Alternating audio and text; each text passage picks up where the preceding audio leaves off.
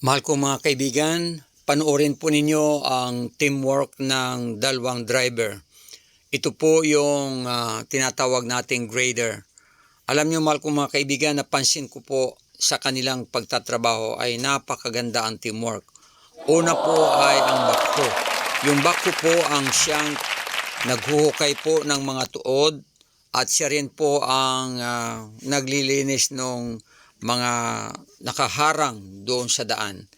At kapag clear na po ay ang tinatawag grader po ay sumusunod.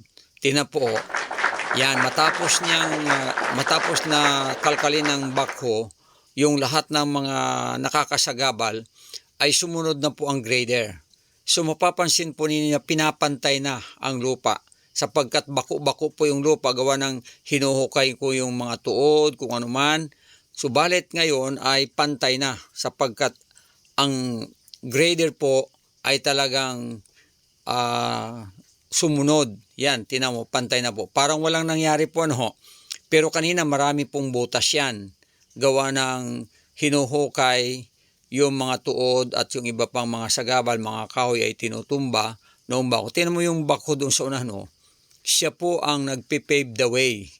Kumbaga ay siya ang talagang kumukuha ng lahat na magiging sagabal sa kanilang pagtatrabaho. Kaya humanga ako sa teamwork nitong dalawang driver at dalawang heavy equipment, ang backhoe at saka grader. Tingnan mo, yan po ang grader.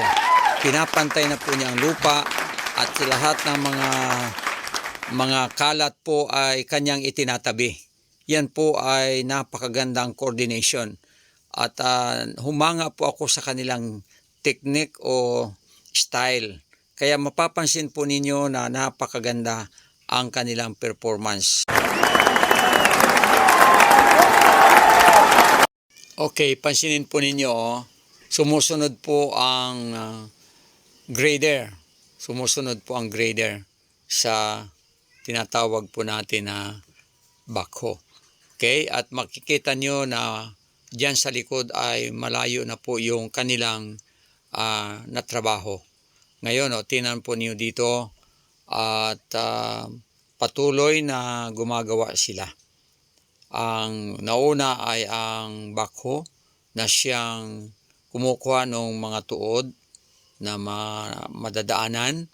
Para sa gayon, pag dumaan po yung grader ay magaan na sa kanyang trabaho. Wala na siyang mabubunggo na mga tuod at magiging maayos na lang sapagkat ito yan, tinan po nyo, sumusunod siya. Ang ganda ng coordination at teamwork nila.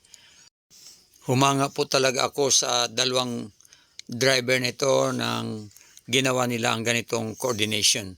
So mapapansin po ninyo na talagang sila ay tapos na at magpapahinga na po sila at bukas naman ay babalik sila. Yan po ang inyong nakita ay ang kanilang mga heavy equipment na ginamit. So praise the Lord.